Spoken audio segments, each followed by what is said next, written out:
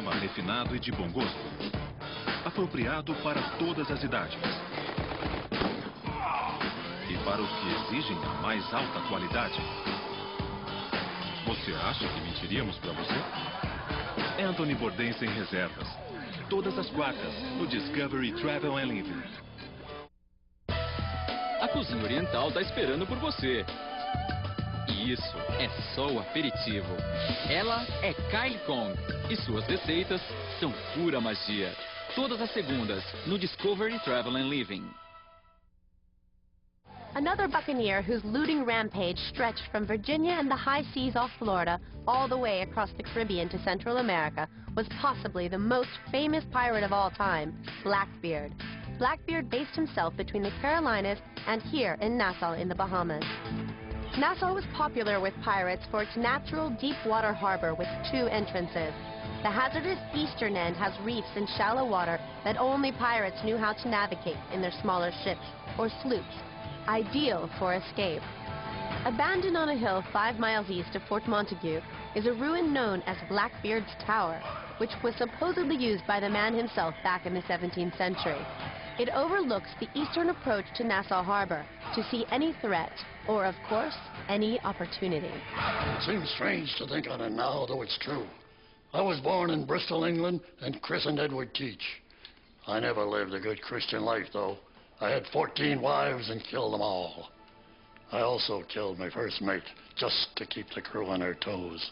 I was partial to me rum and gunpowder cocktails, and I enjoyed scaring hell out of people. Even our flag was my idea, a skeleton dripping blood. In a short space of time, not only did I earn a reputation for great cruelty, but I also successfully circulated the rumor that I was, in fact, the devil incarnate. Blackbeard enjoyed only a 2-year career as a pirate, yet it was enough to make him the most notorious pirate of all time. Killed in battle off the coast of North Carolina, Blackbeard was shot and cut down repeatedly, though he continued to fight until finally decapitated by an English lieutenant, who then hung his head on the front of his ship as a trophy. His body was thrown overboard, and myth has it that his headless corpse swam around the ship 3 times before sinking.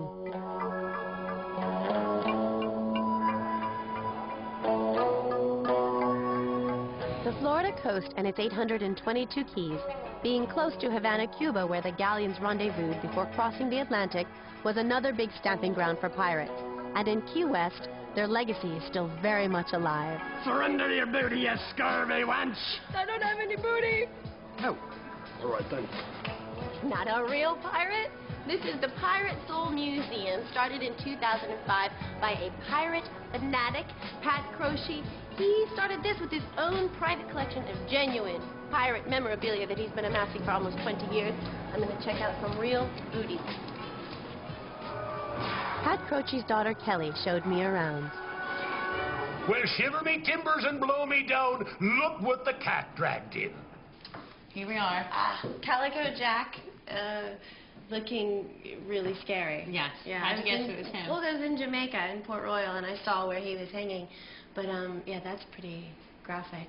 And he was kind of the end of it all, right? The end of the golden age of piracy, or the beginning of that. Yes, exactly. Out of a big age of pirates that their reputations preceded them, and really, I mean, they're even perpetuating their own legends and peddling their own stories and myths made their jobs a lot easier. In the case of, say, Blackbeard, he made his own persona. Is it all myth and legend? Well, everyone talks about it as him being the scariest, the cruelest, the most ruthless pirate there was. And really, in the history books, you can't even find an account of him actually killing somebody. Big spin. Exactly. They were their own PR machines. Get out of my face before I keelhaul you.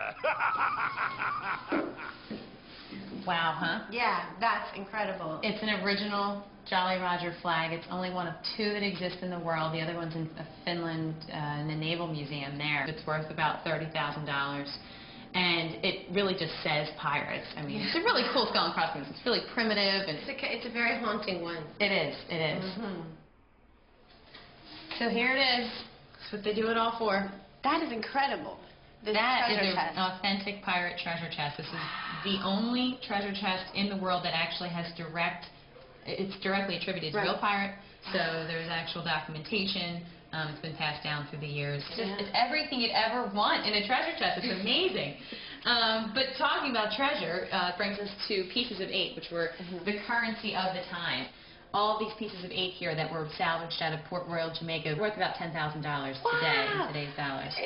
I'm so happy to see this because I've been hearing pieces of 8, pieces of 8. That's what they look like. Pieces of 8. Yep, and you can break them off into 8 pieces, so that's where they get the name. Okay. So what they're all in it for is the gold. Right. This is actual gold from Blackbeard's ship, Queen Anne's Revenge, which is amazing. And I know it's tiny, but it's real. They had to sift through a lot of sand to find that little bit of gold. It's kind of funny that it's that little, but it's also real. It's real. It's the real deal. Just down the road at the Mel Fisher Maritime Museum, there is a ton of treasure recovered from the wrecks across the region. Look at this. This is real silver. It's incredibly heavy, and it's one of 1,000 of these silver ingots that, along with 100 treasure chests and 200,000 silver coins, was found in a wreck, a Spanish galleon called La Nuestra Señora de Atocha. It went down just off the coast here in Florida in 1622, carrying loot worth $400 million. This is mine to take home, apparently. Of the hundreds of treasure-laden galleons that disappeared beneath the waves on their way to Spain, most lie off the Florida coast. Galleons were either attacked or sunk in hurricanes, like the San Pedro off the coast of Florida. I met up with maritime archaeologist Corey Malcolm, who agreed to take me out and show me the site of the galleon wreck, the San Pedro. San Pedro was a Spanish galleon that wrecked in 1733. So we're in Hurricane Alley here, and as they were sailing past the Florida Keys, it became apparent to them that a hurricane was coming. They tried to get back to Havana, but it didn't work. The storm hit them, caught them, and drove out of 21 or 22 ships that were sailing. Almost all of them were wrecked along a 30-mile stretch of the Florida Reef. So the fleet was devastated. What did they lose? They had lost, with this fleet going down, a year or two's New World wealth. I mean, they had massive amounts of silver coin from Mexico. They had porcelain from China that had crossed the Pacific, a lot of spices, gold, really a wide array of goods that were worth a king's fortune, literally. What can I expect to see today? It looks kind of cloudy.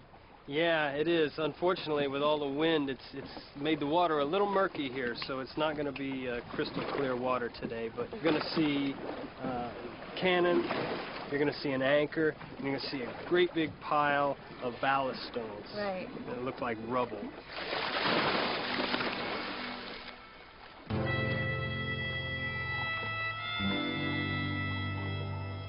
Most rock in this area is coral, so when you come across ballast stones, you know you found a wreck.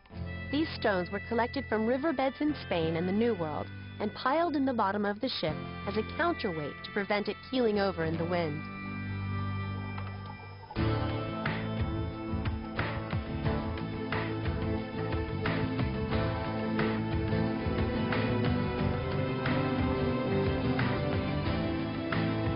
By the 21st century, little remains of the hundreds of galleons strewn across the ocean floor, wrecked by hurricanes and battles alike. Treasure worth millions of dollars was lost to the waves, and to this day, only a fraction has been found and recovered. Not even the risk of chasing galleons into the path of a hurricane deterred the pirates, and their attacks in the Caribbean became so frequent and were so damaging to trade that a major campaign was launched against them. In a short period of time, the ringleaders either escaped into hiding or were killed. By the 1730s, the golden age of piracy was over.